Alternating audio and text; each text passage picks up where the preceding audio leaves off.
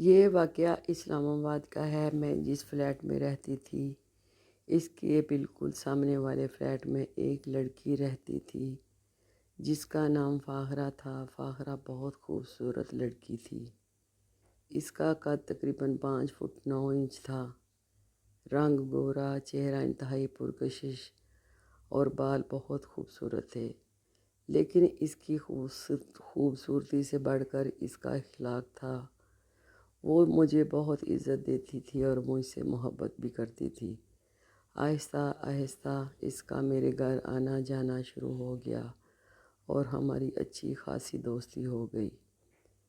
فاخرہ کی شادی ایک ایسے شخص سے ہوئی تھی جو عمر میں اس سے کافی بڑا تھا۔ اس کی عمر تقریباً 55-56 سال تھی۔ اس کی پہلی بیوی اور بچے پہلے سے راولپنڈی میں رہتے تھے، جبکہ فاخرہ کے لیے اس نے اسلام آباد میں الگ فلیٹ لے کے رکھا تھا۔ فاخرہ اپنے شوہر سے بہت محبت کرتی تھی، لیکن اس کی زندگی اتنی آسان نہیں تھی جتنی باہر سے نظر آتی تھی۔ اس کے شوہر کی پہلی بیوی یعنی فاخرہ کی سوتن فاخرہ سے بہت ناراض رہتی تھی۔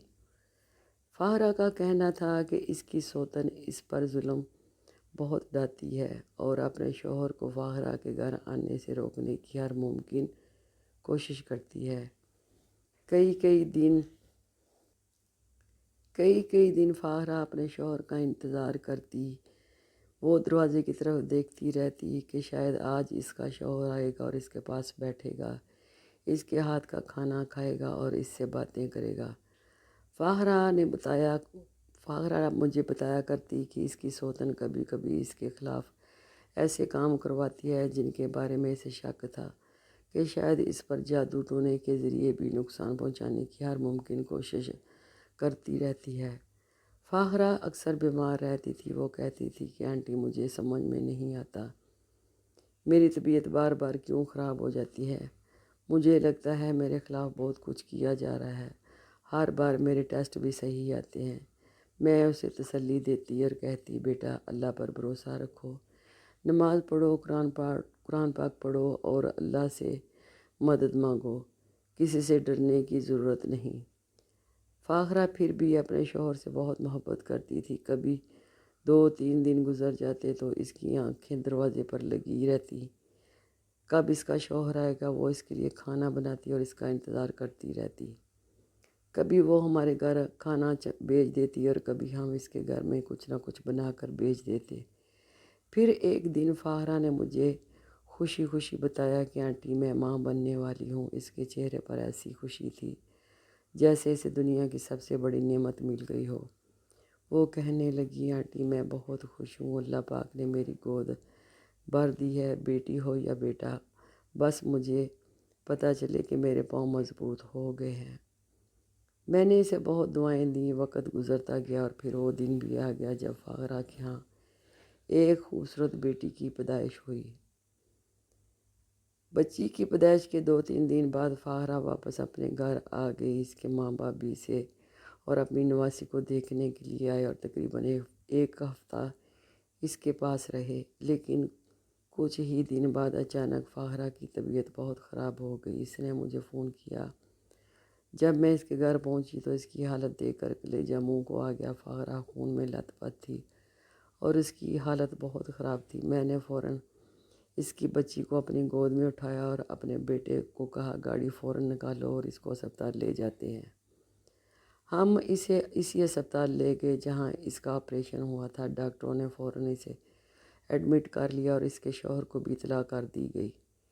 اس کا شوہر بھی فوراً ہاسپٹل پہنچ گیا۔ اللہ کا شکر ہے کہ علاج کے بعد فاخرہ کی حالت بہت بہتر ہو گئی اور کچھ دنوں بعد وہ اپنے گھر واپس آ گئی۔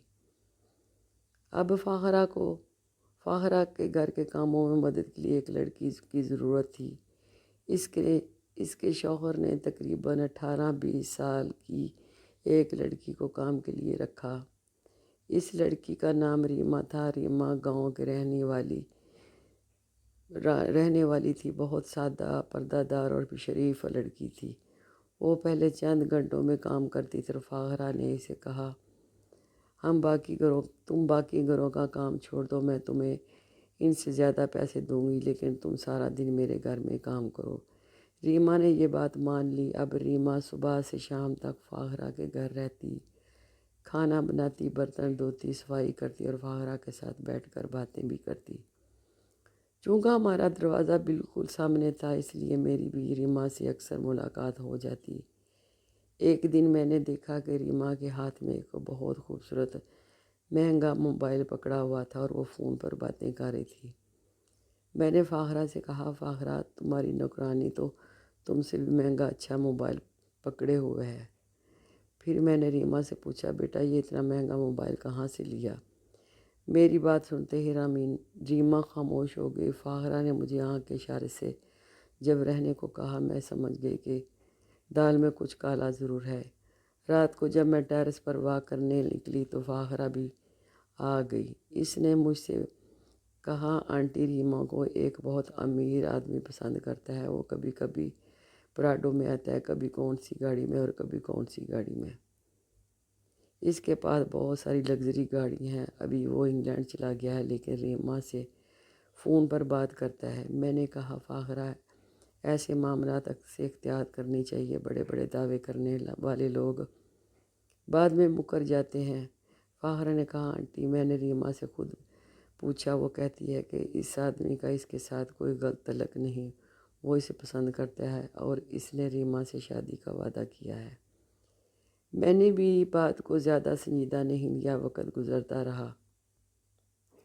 فاخرہ کی بیٹی بھی ماشاءاللہ 1 سال کی ہو گئی۔ ریما بھی اس کے گھر میں کام کرتی تھی۔ ایک دن وہ مجھے ملی تو بہت خوش تھی۔ میں نے پوچھا، ریما آج تو بہت خوش نظر آ رہی ہو بیٹا، کیا بات ہے؟ وہ مسکرا کر بولی، آنٹی جس آدمی کو میں پسند کرتی ہوں وہ پاکستان آ رہا ہے، وہ مجھ سے شادی کرے گا۔ میں نے اسے دعا دی، اللہ کرے بیٹا تمہاری شادی ہو جائے اور تمہارا اپنا گھر بھی بس جائے اور اللہ تمہاری قسمت بدل دے۔ وہ خوش ہو کر بولی، آمین ثم آمین۔ لیکن کچھ عرصے بعد اچانک ریما کا فاخرہ کے گھر آنا جانا بالکل بند ہو گیا۔ میں نے 2-3 بار فاخرہ سے پوچھا، ریما کیوں نہیں آ رہی؟ فاخرہ نے بس اتنا بتایا، آنٹی وہ کہہ رہی تھی کہ وہ آدمی پاکستان واپس آ رہا ہے۔ کچھ دن بعد مجھے خبر ملی کہ ریما نے اس آدمی سے شادی کر لی ہے۔ اس آدمی کا نام فیصل تھا اور اس کی عمر تقریباً 34-35 سال تھی۔ فیصل انگلینڈ میں رہتا تھا، جبکہ اس کے بوڑھے ماں باپ اسلام آباد میں رہتے تھے۔ فیصل چاہتا تھا کہ اس کے والدین کے پاس کوئی ایسا انسان ہو جو ان کی خدمت اور دیکھ بھال کر سکے۔ ریما نے یہ ذمہ داری دل سے قبول کر لی۔ وہ اپنی ساس سسر کو وقت پر کھانا دیتی، دعائیں دیتی، ان کی صفائی کا خیال رکھتی اور ان کی ہر ضرورت پوری کرتی۔ فیصل نے ریما کے لیے ایک پراڈو گاڑی بھی رکھ دی اور ڈرائیور بھی مقرر کر دیا تاکہ اسے کہیں آنے جانے میں مشکل نہ ہو۔ ریما کی زندگی جیسے اچانک بدل گئی تھی۔ جس لڑکی نے کبھی دوسروں کے گھروں میں کام کیا تھا، اب وہ ایک بڑے گھر میں عزت کے ساتھ رہ رہی تھی، لیکن اصل امتحان ابھی باقی تھا۔ کچھ عرصہ بعد فیصل کی والدہ بیمار ہو گئی۔ فیصل انگلینڈ سے پاکستان آیا اور اپنی والدہ کو ہاسپٹل لے گیا، لیکن اللہ کو کچھ اور منظور تھا۔ علاج کے باوجود اس کی والدہ کا انتقال ہو گیا۔ فیصل بہت رویا، ریما بھی اپنی ساس کے انتقال بہت روئی۔ اللہ کے فیصلے کو انسان کو ماننا ہی پڑتا ہے۔ کچھ عرصہ بعد فیصل دوبارہ انگلینڈ چلا گیا۔ تقریباً 1 سال بعد اس کے والد کی طبیعت بھی بہت خراب ہو گئی۔ وہ دل کے مریض تھے اور بار بار اپنے بیٹے سے کہتے، بیٹا پاکستان آؤ اور مجھے تم سے بہت ضروری باتیں کرنی ہیں۔ فیصل اپنا کام چھوڑ کر اپنے پاکستان آ گیا۔ اس وقت اسے معلوم نہیں تھا کہ اس کے والد نے اس کے لیے کیا فیصلہ کر رکھا ہے۔ فیصل کے والد نے اپنی زندگی میں جو کچھ کمایا تھا، اس میں بہت کچھ پہلے ہی اپنے بیٹے کے نام کر دیا تھا، لیکن جس گھر میں ریما رہتی تھی وہ انہوں نے ریما کے نام کر دیا۔ انہوں نے ریما کے لیے رقم بھی چھوڑ دی۔ لوگوں سے سننے میں آیا کہ ریما کو 3-4 کروڑ روپے کے قریب رقم بھی دی گئی، گھر بھی ملا اور گاڑیاں بھی۔ کچھ ہی عرصے بعد فیصل کے والد بھی اس دنیا سے رخصت ہو گئے۔ ذرا سوچے، ریما نے کبھی یہ سوچ کر اپنے ساس سسر کی خدمت نہیں کی تھی کہ ایک دن اسے بدلے میں اتنی دولت ملے گی۔ وہ تو اپنی ذمہ داری سمجھ کر ان کی خدمت کرتی تھی، لیکن اس کی نیت، اس کی محنت، اس کی خدمت کا ایسا بدلہ دیا جس کا شاید اس نے کبھی خواب میں بھی نہیں سوچا تھا۔ اس کے بعد فیصل نے ریما سے کہا، میں انگلینڈ واپس جا رہا ہوں، میں تمہارے کاغذات مکمل کرواؤں گا اور تمہیں اپنے پاس انگلینڈ لے جاؤں گا۔ کچھ عرصہ بعد ریما کے کاغذات کمپلیٹ ہوئے اور وہ بھی انگلینڈ چلی گئی۔ تقریباً 1.5 سال بعد جب وہ پاکستان آئی تو اس کے ساتھ ایک خوبصورت سا بیٹا تھا۔ ریما اپنی زندگی میں بہت خوشحالی سے زندگی گزار رہی تھی۔ وہ پاکستان آتی جاتی رہتی، اپنے ماں باپ سے ملتی، ان سے دعائیں لیتی اور پھر اپنے شوہر کے پاس انگلینڈ واپس چلی جاتی۔ اور سب سے بڑی بات یہ تھی کہ فیصل نے ریما سے جو وعدہ کیا تھا وہ پورا کیا۔ تب میں اکثر سوچتی ہوں کہ انسان کسی کی موجودہ حالت دیکھ کر اس کے مستقبل کا فیصلہ نہیں کر سکتا۔ کون جانتا ہے کہ ریما جو کبھی گھروں میں کام کیا کرتی تھی ایک دن اتنی عزت اور خوشحالی والی زندگی گزارے گی۔ کون جانتا تھا اللہ اس کی قسمت ایسے بدلے گا کہ لوگ اس کی مثالیں دیں گے۔ ہم اکثر اپنی موجودہ پریشانیوں کو دیکھ کر سمجھ لیتے ہیں کہ شاید ہماری زندگی ہمیشہ ایسی ہی رہے گی، لیکن یاد رکھیں، قسمت کا فیصلہ انسان نہیں کرتا، قسمت کا مالک اللہ ہے۔ اللہ جب کسی کے حالات بدلنے کا فیصلہ کرتا ہے تو کوئی رکاوٹ اسے روک نہیں سکتی۔ اس لیے اگر آج آپ کی زندگی مشکلات ہیں، اگر آپ کے پاس وسائل کم ہیں، اگر آپ کو لگتا ہے کہ آپ کی قسمت آپ کا ساتھ نہیں دے رہی،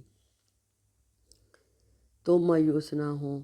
اپنی نیت صاف رکھیں، حلال راستہ اختیار کریں، اپنی ذمہ داریاں ایمانداری سے پوری کریں اور اللہ پر بھروسہ رکھیں، کیونکہ کبھی کبھی انسان جس راستے کو اپنی آزمائش سمجھ رہا ہوتا ہے وہی راستہ اللہ کے حکم سے اس کی خوشحالی کا سبب بن جاتا ہے۔ اور یاد رکھیں، جب اللہ قسمت بدلتا ہے تو ایک لمحہ بھی نہیں لگتا۔ اگر آپ کو یہ واقعہ پسند آیا ہو تو ہمارے چینل کو لائک اور سبسکرائب ضرور کریں اور اس کہانی کو اپنے دوستوں اور فیملی کے ساتھ بھی ضرور شیئر کریں تاکہ یہ سبق آموز واقعہ مزید لوگوں تک پہنچ سکے۔ اللہ پاک ہم سب کی مشکلات آسان فرمائے، ہماری قسمتیں سنوار دیں اور ہمیں ہمیشہ حلال، عزت اور سکون والی زندگی عطا فرمائے۔ آمین یا رب العالمین۔